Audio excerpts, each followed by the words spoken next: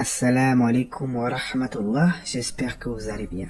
Il y a de nombreux grands péchés en islam, mais dans cette vidéo il s'agira de nous attarder sur 7 d'entre eux, en me basant sur un hadith du prophète Mohammed, alayhi salatu wassalam, éloignez-vous des 7 grands péchés destructeurs. Découvrons ensemble ces 7 péchés dont le prophète nous a mis en garde, on en parle tout de suite, après la petite intro.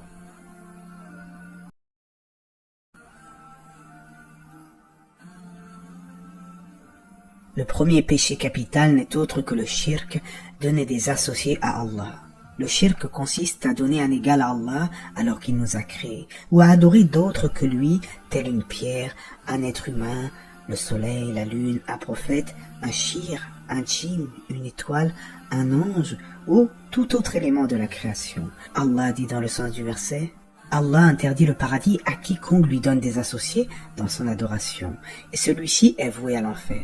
Par conséquent, quiconque donne des associés à Allah dans son adoration, puis meurt en polythéiste, sera du nombre des damnés en enfer. Ce péché gravissime est malheureusement constaté dans certains pays à majorité musulmane, avec notamment l'adoration des saints, le fait de faire le tawaf autour de leur tombe, ou à leur demander des choses en dehors d'Allah. Celui qui se rend coupable de shirk se doit de se repentir sincèrement et il doit prévenir ses proches que cela est contraire au dogme du musulman. L'islam est la religion du monothéisme pur. Il paraîtrait insensé que nous revenions en arrière au temps de l'ignorance en s'adonnant à des pratiques polythéistes. Qu'Allah nous préserve de cet énorme péché. En numéro 2, le meurtre.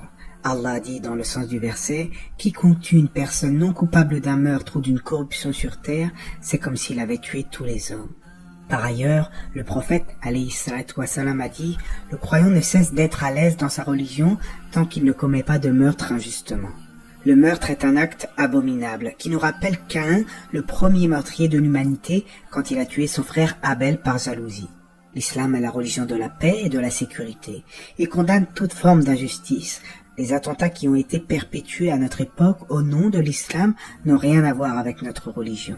Comme nous l'avions vu dans la précédente vidéo, l'islam interdit de faire du mal aux animaux, que ce soit physiquement ou psychologiquement. Alors que dire des êtres humains? La sorcellerie. En islam, le sorcier qui s'adonne à la sorcellerie, as-sir, est un incroyant. Satan le maudit n'enseigne la sorcellerie à une personne que dans le but que cette dernière l'adore avec Allah, tombant ainsi dans le shirk. Malheureusement, nous constatons à notre époque qu'un grand nombre d'individus s'adonnent à la sorcellerie en pensant que cela est seulement haram, alors qu'en réalité il s'agit d'un acte de mécréance, le kufr. Les sorciers apprennent comment séparer l'homme de son épouse par leur sorcellerie ou comment susciter chez ce dernier de l'amour pour sa femme ou inversement de la haine dans un couple. Pour ce faire, ils utilisent des formules incompréhensibles qui pour la plupart sont du shirk et qui prouvent à quel point ils sont dans l'égarement. La sorcellerie est donc une forme de mécréance. Quatrièmement, le riba, les intérêts usuraires.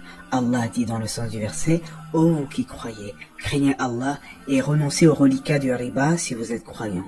Et si vous ne le faites pas, alors recevez cette déclaration de guerre de la part d'Allah et de son messager. » Entre autres, le prophète alayhi salatu wassalam a dit: « Allah maudit celui qui touche des intérêts, tout comme celui qui les lui donne. » À notre époque, beaucoup d'imams et de prédicateurs ont constaté que les problèmes qu'il y a dans les couples surviennent souvent suite à la contractation d'un crédit par rapport à un bien immobilier, un crédit avec des intérêts usuraires.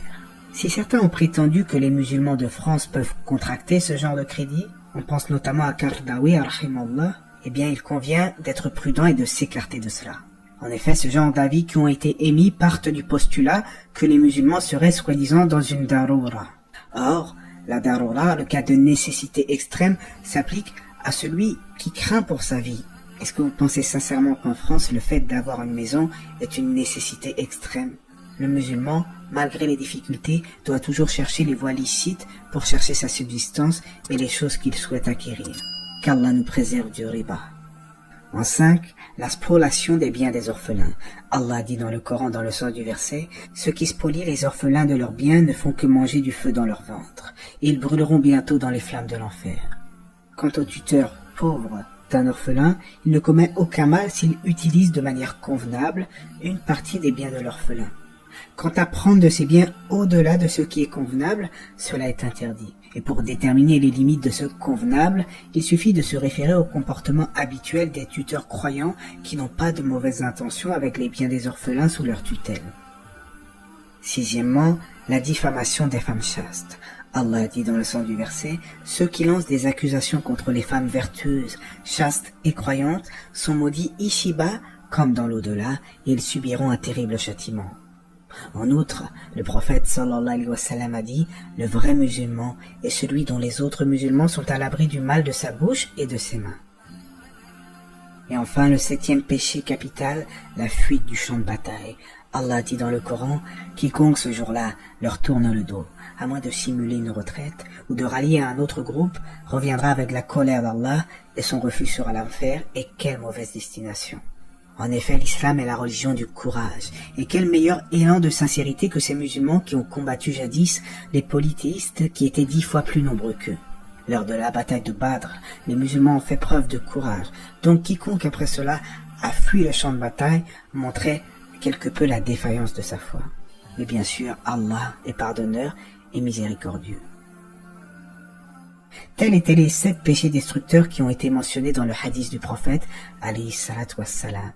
En effet, ce hadith nous dit que le prophète, alayhi salatu wassalam, a dit « Éloignez-vous des 7 péchés destructeurs. » Et les compagnons demandèrent « Ya Rasulallah, quels sont-ils » Il répondit « Donner un associé à Allah, pratiquer la sorcellerie, tuer une personne dont Allah a rendu l'âme sacrée, sauf s'il s'agit d'un droit, prendre des intérêts, brûler le bien de l'orphelin, fuir le jour de la bataille et lancer de fausses accusations contre les croyantes chastes et insouciantes. Allah sait mieux, n'hésitez pas à liker cette vidéo, la partager ou même à vous abonner si vous ne l'êtes pas. Que la paix et les bénédictions d'Allah soient sur le prophète, sa famille et ses compagnons.